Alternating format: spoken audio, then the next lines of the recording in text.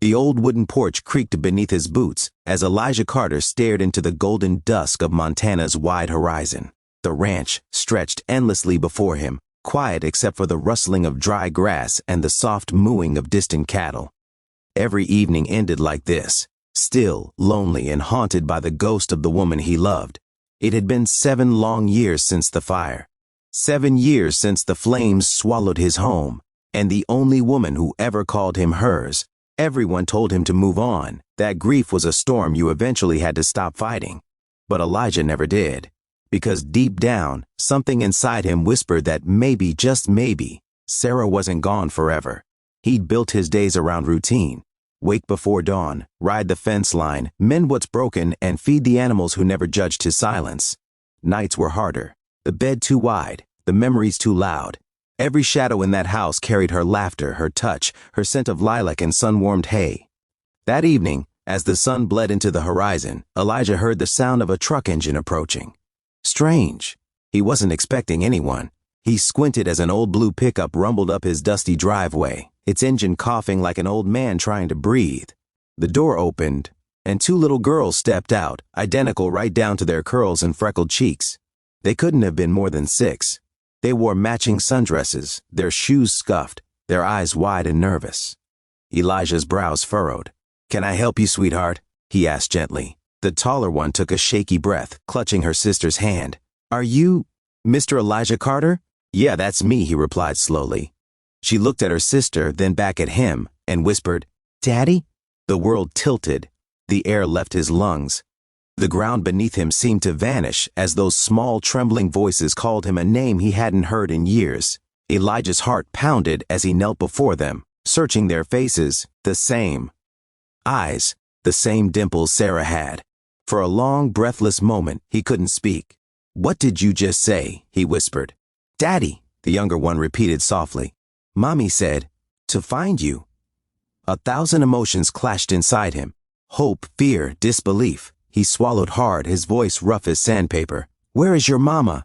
"She's sick," said the taller twin. "She told us you'd help." Before he could say another word, Elijah saw movement in the passenger seat. A woman, pale and weak, her hair tangled but her face achingly familiar. His heart stopped. Sarah. She opened her eyes and smiled faintly, the same smile he'd dreamed of for years. "Hey, cowboy," she whispered. "Told you I'd find my way home." Elijah stumbled back, tears stinging his eyes. The world spun, and for a moment he thought he'd lost his mind. But she was real, her voice, her face, real. He ran to her, trembling. "Sarah? I didn't die," she murmured, her hand reaching for his. "I wanted to come home sooner, but I couldn't. I had to protect them." The night brought more questions than answers. Sarah was weak, her voice breaking as she explained between coughs.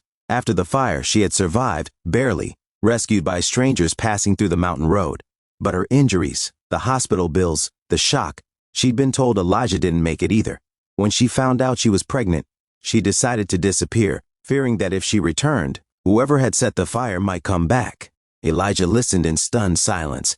He had always suspected the fire wasn't an accident. The ranch had enemies, land disputes, jealous rivals, but he never imagined it would cost him his family.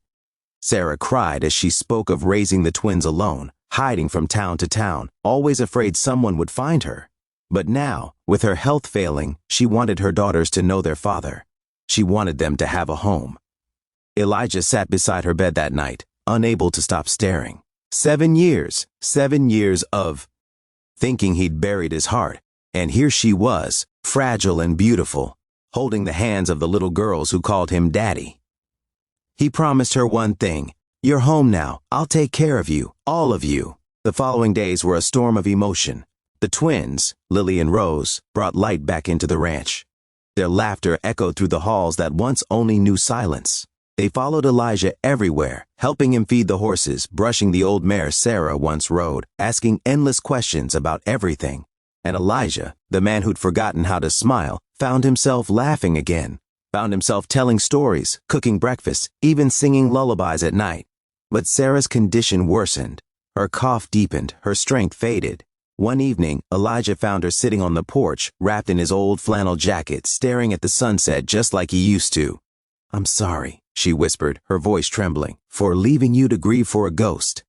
He knelt beside her, Don't be. You survived, Sarah. You fought, and you brought them to me. That's all that matters. She smiled weakly. They're your heart, Eli. Promise me you'll raise them strong. Promise me they'll know they were loved. He grabbed her hand, pressing it to his chest. They'll never doubt it. Neither will I. Tears filled her eyes as she leaned her head against his shoulder. Then I can rest easy. That night, under the silver light of the moon, Sarah passed quietly, her hand still in his, her face peaceful, her daughters asleep in the next room. Elijah buried her beneath the old oak tree by the river, the place she always said felt closest to heaven. But he didn't break this time. Because now, 2 pairs of little arms wrapped around him every morning, 2 small voices called him Daddy, and every sunset, when he looked at the horizon, he didn't see loneliness anymore. He saw Sarah's spirit in the laughter of their girls, in the wind that brushed through the grass, in the warmth that had returned to his home. Years later, the twins grew up to be the light of that ranch, brave, kind, and full of their mother's heart. And Elijah, with his weathered hands and tired eyes, never stopped believing that love was stronger than death, that some people never really leave. Because sometimes, the ones you think you've lost forever find their way back just when you've forgotten how to hope. And that's how the widowed rancher learned that miracles don't come roaring in. Sometimes they walk up your driveway wearing sundresses and call you Daddy.